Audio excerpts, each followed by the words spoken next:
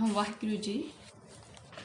ਅੱਜ ਆਪਾਂ ਅਗਲਾ ਅਧਿਆਇ ਬਾਬਾ ਜੀ ਦੀ ਕਿਤਾਬ ਰੂਹ ਰੂਹਾਨੀ ਦਾ ਸ਼ੁਰੂ ਕਰ ਰਹੇ ਹਾਂ ਜੀ।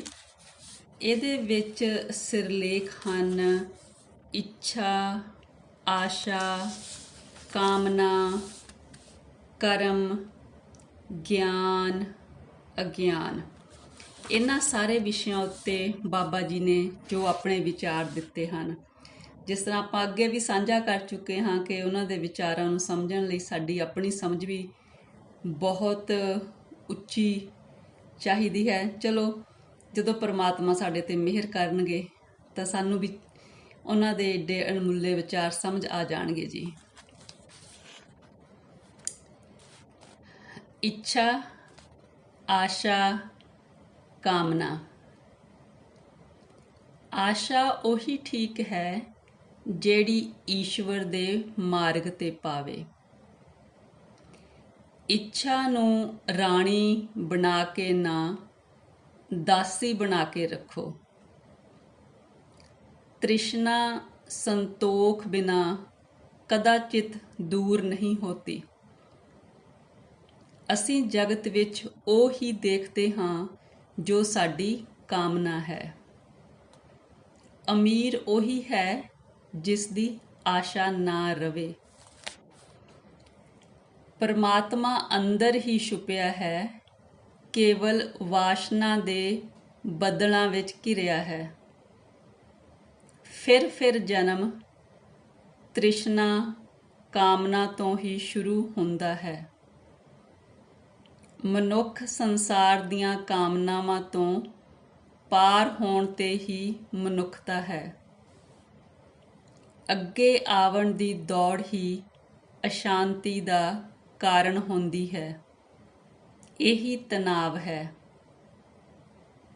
ਮਨ ਦੀ ਜਿੱਤ, ਕਾਮਨਾ ਪੂਰੀ ਹੋਣ ਨਾਲ ਪਰਮਾਤਮਾ ਦਾ ਦਰ ਦੂਰ ਹੁੰਦਾ ਜਾਂਦਾ ਹੈ।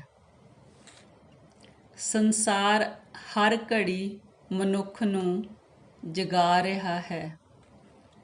ਹਰ ਵਕਤ ਦੁੱਖ ਦਾ ਕੰਡਾ ਚੁਭਦਾ ਹੈ। ਮਨੁੱਖ ਆਸ਼ਾ ਦੇ ਲੋਕ ਵਿੱਚ ਭਟਕਦਾ ਹੈ, ਫਿਰ ਵੀ ਜਾਗਦਾ ਨਹੀਂ। ਇੱਕ ਵਾਸ਼ਨਾ ਤ੍ਰਿਪਤ ਨਹੀਂ ਹੋ ਪਾਈ ਦੂਜੀ ਖੜੀ ਕਰ ਲੈਂਦੇ ਹਾਂ। ਕਿਤੇ ਪਿਆਸ ਨਾਲ ਵੀ ਪਿਆਸ ਬੁਝਾਈ ਜਾ ਸਕਦੀ ਹੈ।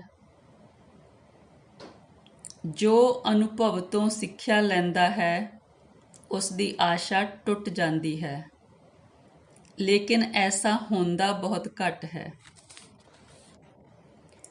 ਬਜ਼ੁਰਗੀ, ਬੁਢਾਪਾ ਉਹੀ ਸਤਿਕਾਰਯੋਗ ਹੈ ਜਿਸ ਦੀ ਤ੍ਰਿਸ਼ਨਾ ਸ਼ੂਨਯ ਹੋ ਗਈ, ਪੱਕ ਕੇ ਡਿੱਗ ਗਈ, ਬਚੀ ਨਹੀਂ। ਭੋਗਾਂ ਵਿੱਚੋਂ ਸੁੱਖ ਲੱਭਣਾ ਐਸੀ ਹੀ ਮੂਰਖਤਾ ਹੈ ਜਿਸ ਤਰ੍ਹਾਂ ਅੱਗ ਤੋਂ ਸ਼ੀਤਲਤਾ ਦੀ ਇੱਛਾ। ਕੱਲ੍ਹ ਠੀਕ ਹੋਣ ਦੀ ਆਸ਼ਾ ਨੇ ਹੀ ਭਟਕਾਇਆ ਹੈ। ਇਸੇ ਆਸ਼ਾ ਵਿੱਚ ਹੀ ਅੱਜ ਭੁੱਲ ਕਰ ਰਹੇ ਹਾਂ। ਬੰਦਾ ਕਦੇ ਭੈ ਕਰਕੇ ਅਤੇ ਕਦੇ ਲੋਭ ਕਰਕੇ ਝੁਕਦਾ ਹੈ। ਵਾਸਨਾ ਦੀ ਦੌੜ ਇਸ ਵਾਸਤੇ ਹੈ ਨਿਰਵਾਸ਼ਨਾ ਆ ਜਾਏ। ਨਿਰਾਸ਼ਾ ਆਸ਼ਾ ਦੀ ਛਾਇਆ ਹੈ।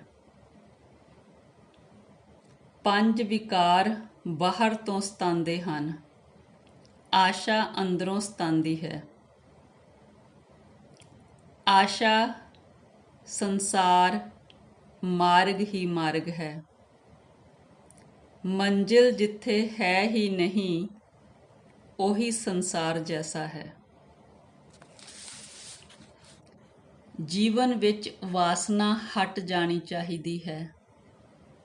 ਜ਼ਰੂਰੀ ਲੋੜਾਂ ਨੂੰ ਹਟਾਉਣ ਦਾ ਖੰਡਨ ਨਹੀਂ, ਗੈਰ ਜ਼ਰੂਰੀ ਲੋੜਾਂ ਦਾ ਖੰਡਨ ਹੈ।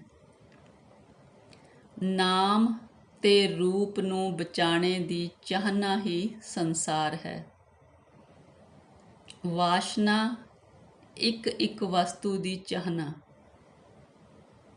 ਜਦ ਤੱਕ ਕੁਝ ਪਾਉਣ ਨੂੰ ਹੈ, ਚਿੰਤਾ ਰਹੇਗੀ ਹੀ।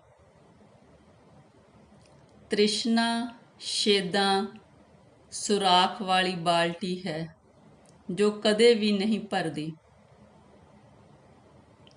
ਬੰਦਾ ਚਾਹਤ ਦੇ ਚੌਰਾਹੇ ਤੇ ਹੀ ਭਟਕਦਾ ਹੈ।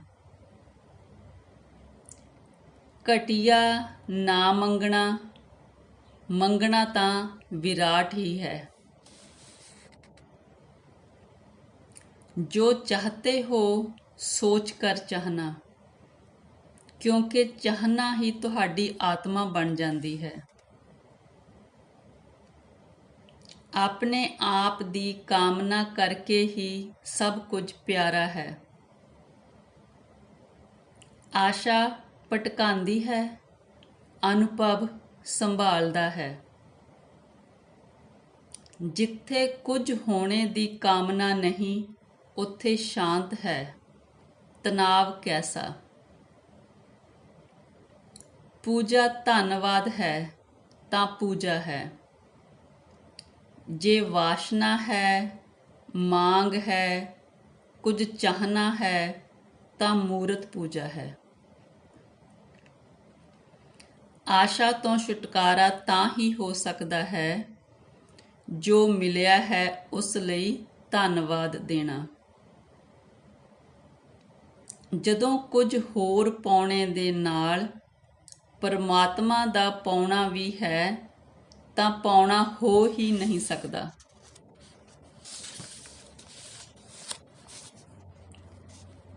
ਕਰਮ। ਧਾਰਮਿਕ ਕਰਮ ਬਗੈਰ ਪ੍ਰੇਮ ਤੋਂ ਕੋਈ ਬਹੁਤੇ ਲਾਹੇਵੰਦ ਨਹੀਂ ਹੋ ਸਕਦੇ। ਪ੍ਰਭੂ ਦੇ ਨੇੜੇ ਹੋਣ ਵਾਲੇ ਕੋਲੋਂ ਕੋਈ ਮਾੜਾ ਕਰਮ ਨਹੀਂ ਹੁੰਦਾ। ਆਪਣੇ ਸਭ ਕਰਮ ਫਲ ਈਸ਼ਵਰ ਨੂੰ ਅਰਪਣ ਕਰੋ। ਆਪਣੇ ਵਾਸਤੇ ਕਿਸੇ ਫਲ ਦੀ ਕਾਮਨਾ ਨਾ ਕਰੋ। ਸਿਮਰਨ ਸ਼੍ਰੀ ਵਾਹਿਗੁਰੂ ਜੀ ਦੇ ਦੇਸ਼ ਨੂੰ ਜਾਣ ਵਾਲੀ ਪੌੜੀ ਹੈ ਅਤੇ ਹੋਰ ਸ਼ੁਭ ਕਰਮ ਸਿਮਰਨ ਦੀ ਪੌੜੀ ਤੱਕ ਪਹੁੰਚਣ ਦੇ ਮਾਰਗ ਹਨ। ਕੰਮ। ਜਿੱਥੇ ਫਲ ਦੀ ਇੱਛਾ ਹੈ। ਜਿਹੜਾ ਕਰਮ ਲੋਕਾਂ ਦੇ ਦੇਖਣ ਵਿੱਚ ਭਾਵੇਂ ਚੰਗਾ ਹੀ ਹੋਵੇ, ਜੇ ਵਾਹਿਗੁਰੂ ਦੇ ਮਾਰਗ ਤੋਂ ਦੂਰ ਲੈ ਜਾਵੇ, ਉਹ ਕਰਮ ਨਾ ਕਰੋ। ਕਰਮ ਜਗਤ ਦੀ ਮਾਣ ਵਡਿਆਈ ਲਈ ਨਾ ਕਰੋ, ਵਾਹਿਗੁਰੂ ਜੀ ਦੀ ਪ੍ਰਸੰਨਤਾ ਲਈ ਕਰੋ। ਪਰਮਾਤਮਾ ਸਾਡੇ ਅੰਦਰ ਤੋਂ ਕੁਝ ਕਰੇ, ਉਹ ਕਰਮ ਹੀ ਸੁਕਰਮ ਹੈ। ਬਿਨਾਂ ਪਰਮਾਤਮਾ ਤੋਂ ਕੀਤਾ ਕਰਮ ਦੁਰਕਰਮ ਹੈ। ਕੰਮ ਕਰਨ ਦਾ ਅਰਥ ਇਤਨਾ ਹੀ ਹੈ, ਨਿਸ਼ਕਾਮ ਫਲਤ ਹੋਵੇ। ਕਰਮ ਕਰਨਾ ਅਕਰਮ ਵਿੱਚ ਹੋ ਜਾਏ, ਕਰਮ ਕਰਦਿਆਂ ਅਕਰਮ ਮਿਲ ਜਾਏ। ਜੋ ਤੁਸੀਂ ਕਰ ਸਕਦੇ ਹੋ, ਉਹ ਤੁਹਾਡੇ ਤੋਂ ਛੋਟਾ ਹੋਵੇਗਾ। ਉਪਕਾਰ, ਸੇਵਾ, ਦਾਨ ਆਦਿ ਕਰਮ ਦਾ ਮਨੋਰਥ ਭਗਵੰਤ ਦੀ ਪ੍ਰਸੰਨਤਾ ਤੇ ਪ੍ਰੀਤ ਲੈਣੀ ਹੀ ਨਿਸ਼ਾਨਾ ਹੋਣਾ ਚਾਹੀਦਾ ਹੈ। ਪਰਮਾਤਮਾ ਕਰਮ ਸਿਧਾਂਤ ਤੋਂ ਪਾਰ ਹੈ। ਕਰਮ ਸਿਧਾਂਤ ਨਾਲ ਚੰਗੇ ਦੇ ਸਾਹਮਣੇ ਮਾੜੇ ਨੂੰ ਖੜਾ ਕਰਨਾ ਪੈਂਦਾ ਹੈ, ਜਿਵੇਂ ਸ਼ੈਤਾਨ। सब शुभ कर्मों का सार भगवंत का भजन है। होर साधना भजन दी दृढ़ता निमित्त कहे हैं। जिस तरह ਦੇ ਚੰਗੇ ਸਾਡੇ ਖਿਆਲ, ਉਸ ਤਰ੍ਹਾਂ ਦੇ ਚੰਗੇ ਸਾਡੇ ਨਿਸ਼ਚੇ। ਜੈਸੇ ਸਾਡੇ ਖਿਆਲ ਵੈਸੇ ਸਾਡੇ ਕਰਮ। ਜੈਸੇ ਸਾਡੇ ਕਰਮ ਵੈਸੇ ਉਹਨਾਂ ਦੇ ਫਲ। ਜੈਸੇ ਸਾਡੇ ਕਰਮਾਂ ਦਾ ਫਲ, ਐਸਾ ਸਾਡਾ ਜੀਵਨ ਜਾਂ ਸਾਡੀ ਦੁਨੀਆ।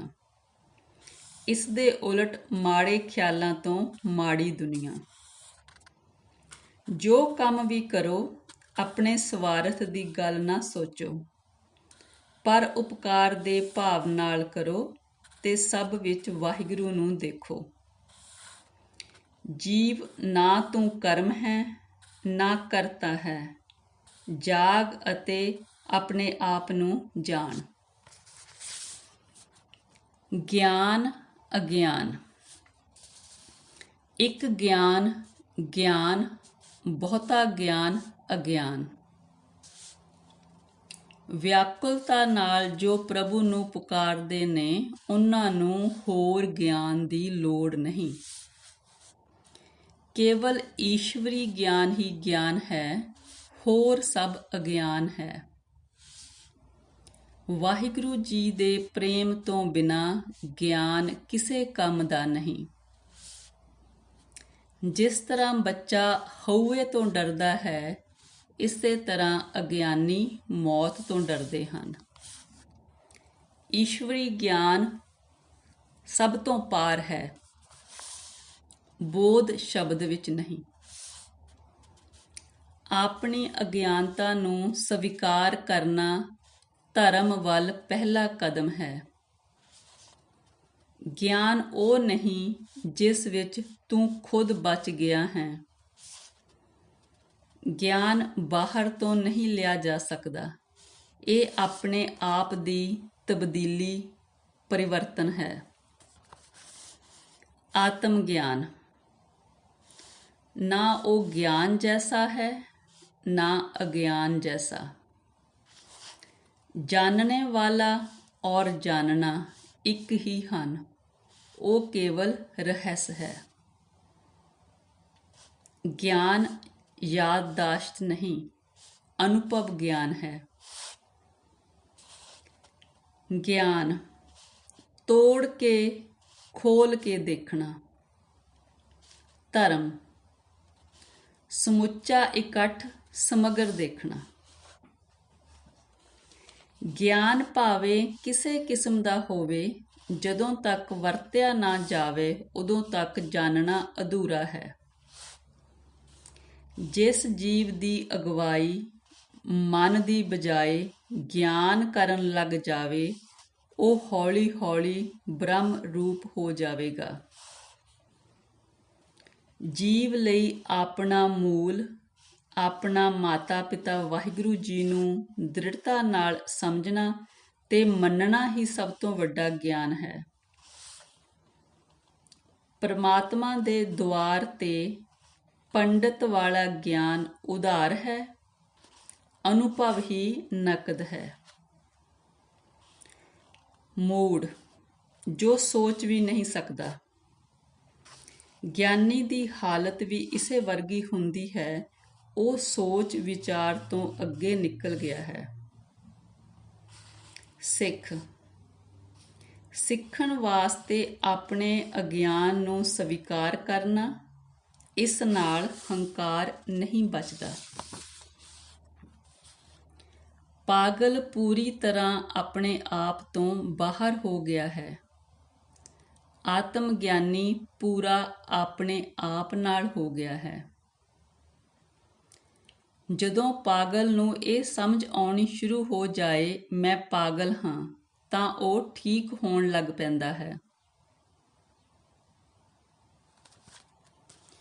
ਬੱਚਾ ਯਾਤਰਾ ਤੋਂ ਪਹਿਲੇ ਹੈ, ਗਿਆਨੀ ਯਾਤਰਾ ਕਰ ਚੁੱਕਾ ਹੈ, ਦੋਵੇਂ ਵਿਸ਼ਰਾਮ ਵਿੱਚ ਹਨ। ਗਿਆਨੀ ਦੇ ਨਾਲ ਇਨਸਾਫ ਅਤੇ ਭਗਤੀ ਦੇ ਨਾਲ ਕਰੁਣਾ। ਵੇਦਨਾ, ਵੇਦ, ਵਿਦ, ਬੋਧ, ਗਿਆਨ। ਅਗਿਆਨਤਾ ਨਿਰਵਿਚਾਰ ਅਗਿਆਤ ਪਰਮਾਤਮਾ ਵੱਲ ਲੈ ਜਾਂਦੀ ਹੈ। ਆਤਮ ਗਿਆਨ ਤੋਂ ਬਾਅਦ ਹੀ ਸੇਵਾ ਠੀਕ ਹੋ ਸਕਦੀ ਹੈ।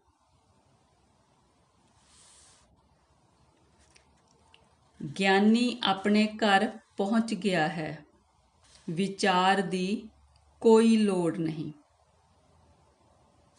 ਗਿਆਨੀ ਆਪਣੇ ਘਰ ਪਹੁੰਚ ਗਿਆ ਹੈ, ਵਿਚਾਰ ਦੀ ਕੋਈ ਲੋੜ ਨਹੀਂ। ਅਧਿਆਏ ਦੀ ਸਮਾਪਤੀ।